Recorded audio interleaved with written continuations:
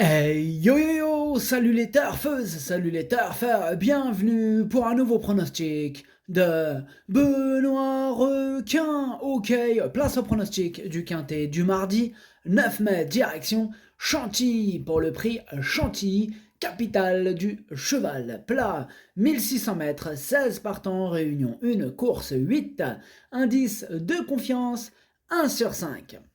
Petit retour sur le quintet du dimanche 7 mai. Les troubles fêtes étaient mes deux chevaux de complément. Mais ce dimanche, pour les VIP, on a quand même réussi à passer un quintet désordre qui a fait plaisir. Il a payé.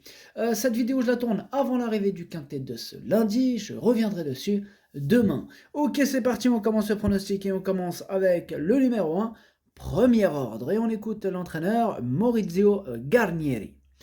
Premier ordre ne cesse d'évoluer, bien que récemment pénalisé, il vient de montrer qu'il demeurait compétitif en valeur 40,5 et polyvalent en distance. Maintenant, je préfère le voir sur le mile. Toujours en forme, je tente le coup sur le gazon, une surface où il n'a pas de référence à faire valoir. J'espère que cela ne le désorientera pas. Eh bien, ce numéro 1, c'est tout simplement mon préféré, je l'ai installé en tête. Ce numéro 1, Okineri. On enchaîne avec le numéro 2, Hoxton. Et on n'aura pas les commentaires de l'entraîneur. Et oui, aujourd'hui, il y a carrément, là c'est Fabrice Vermeulen, mais il y a Yann Barbero, capitaine Yann Barbero aujourd'hui, qui a embarqué toute l'équipe. Quand il y a Yann Barbero, il y a automatiquement ses potes, donc Fabrice Vermeulen, Stéphane Séronis et Fabrice Chappé. Là, ils sont 4 chevaux en moins, direct. Bon, du coup, Fabrice Vermeulen, amuse-toi bien avec tes amis. Alors, du coup, ce numéro 2, lui aussi, me plaît beaucoup. Je l'ai gardé très haut, en 4e position. Ce numéro 2, Yo Me. On passe au numéro 3, Cognac, et on écoute Jean-Luc Bonez. Cognac n'avait pas apprécié la PSF le jour de sa rentrée, puis il a bien couru dans un bon lot en dernier lieu. C'est un poulain régulier. Il a besoin d'une course sélective, car c'est un attentiste qui doit se détendre. On craint qu'il ne puisse pas revenir sur ce tracé de Chantilly. En tout cas, il devrait se montrer compétitif à la valeur qui est la sienne. Et ce numéro 3 aussi me plaît beaucoup, il fait d'ailleurs partie de mes préférés, je l'ai gardé très haut, en 3e position. Ce numéro 3, Daisani. On passe au numéro 4, Durango, et on écoute Francis-Henri Graffard. Durango est bien rentré de sa course de Chantilly. Le gazon ne devrait pas être un problème et le raccourcissement de la distance sera mieux pour lui. Eh bien, ce numéro 4 aussi, je l'ai gardé. Lui, je l'ai gardé à la 6e position, pour être exact. Ce numéro 4, Doqueuille. On enchaîne avec le numéro 5, Madame de Saxe, et on écoute Romain Le Dren d'Auleuse. Madame de Saxe a fait bonne contenance, mais a été trop allante en dernier lieu. Lorsqu'elle s'économise plus, elle a montré qu'elle était capable de produire une belle accélération. Le gazon ne lui pose pas de problème, à condition qu'il ne soit pas trop pénible. Elle appréciera une course rythmée. Elle débute dans ce type d'épreuve, mais on en attend une bonne performance. Alors moi, ce numéro 5, en revanche, lui, je ne l'ai pas retenu. Ce numéro 5 est caqueux. On passe au numéro 6, No Show on Friday. Et on n'aura pas les commentaires de l'entraîneur en même temps. C'est qui l'entraîneur? C'est le capitaine Yann Barbero. Il a emporté avec lui du coup ses matelots, qui sont Fabrice Vermeulen, Stéphane Sérolis et Fabrice Chappé. Amusez-vous bien, capitaine Yann Barbero. Alors ce numéro 6, lui, il me plaît beaucoup. Je l'ai gardé en 5e position. Ce numéro 6, Do-I. On enchaîne avec le numéro 7, Recolti. On n'aura pas les commentaires de l'entraîneur non plus, ça commence à faire beaucoup là. Ah ouais, là, 1, 2, 3, et bientôt 4. Du coup, ce numéro 7, entraîné par Stéphane Sérulis, est parti pêcher avec son équipe. Ce numéro 7, du coup, lui, je ne l'ai pas retenu, mais c'est lui mon gros regret, c'est mon cheval de complément en cas de non partant. Attention, possible cassage en vue, il est super ouvert ce quintet, ça peut venir dans tous les sens. Vraiment.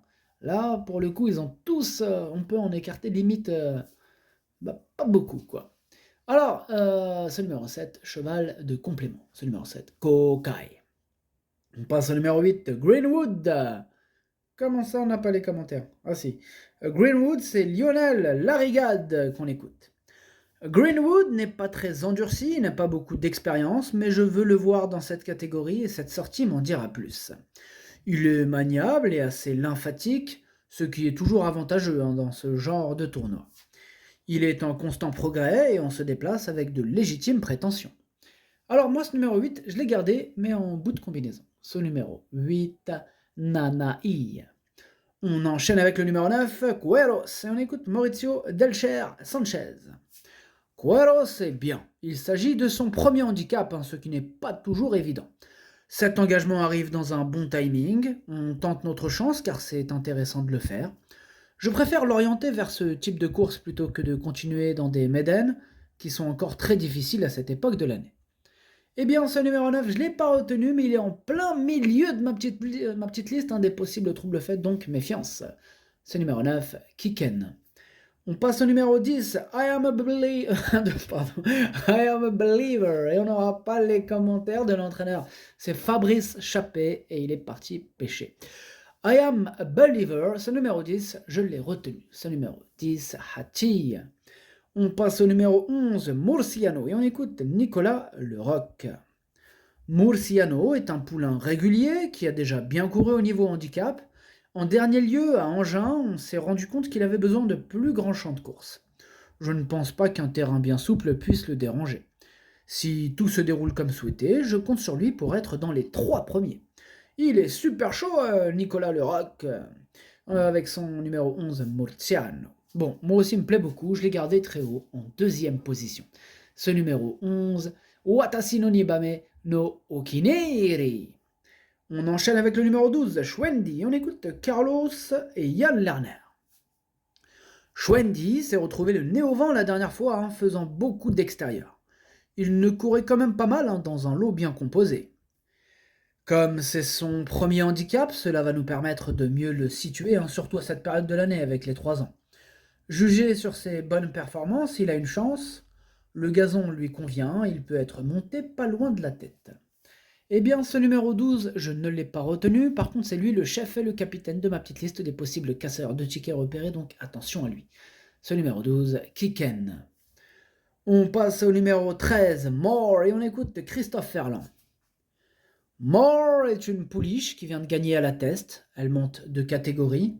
Il faut espérer un bon numéro, bon, elle a hérité du numéro 16, et voir ce que cela donne à ce niveau.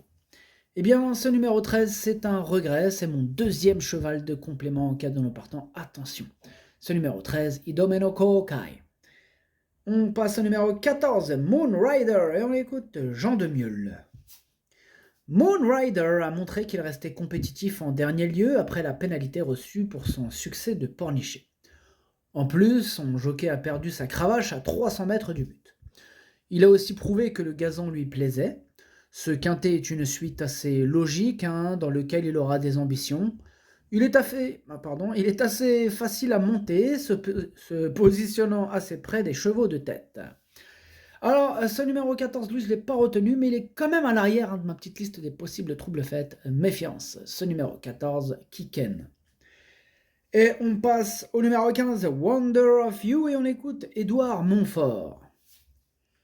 Wonder of You est un poulain que j'aime bien, il possède quelques moyens, comme le démontrent ses performances. Mardi, il va découvrir les handicaps avec seulement 3 parcours dans les jambes, et je crains qu'il manque d'expérience face à certains de ses adversaires. De plus, il sera mieux à l'avenir sur plus long. Maintenant, je veux le voir à ce niveau, et son résultat me guidera pour la suite. Eh bien, ce numéro 15, je ne l'ai pas retenu. Ce numéro 15 est Kakeux. Et on termine avec le numéro 16, Blindman, et on écoute Alessandro et Giuseppe Botti. Blindman a eu un bon comportement lors de sa rentrée après castration la dernière fois. Il a hérité du numéro 1 dans les stalles de départ, et normalement il aime les pistes plutôt souples. Il est tout neuf, et j'espère bien qu'il pourra être à l'arrivée de ce quintet. Et ce numéro 16 non plus, je ne l'ai pas retenu. Ce numéro 16 est Kakeux. Le pronostic, ça donne As, 11, 3, 2, 6, 4, 8, 10. Merci d'avoir suivi cette vidéo. N'hésitez pas à mettre un pouce bleu si la vidéo vous a plu. Pour accéder à tous mes tickets pour la course du quintet, rendez-vous directement en description de la vidéo. À jouer avec modération. Bonne chance. Chopez-le-moi. Ciao.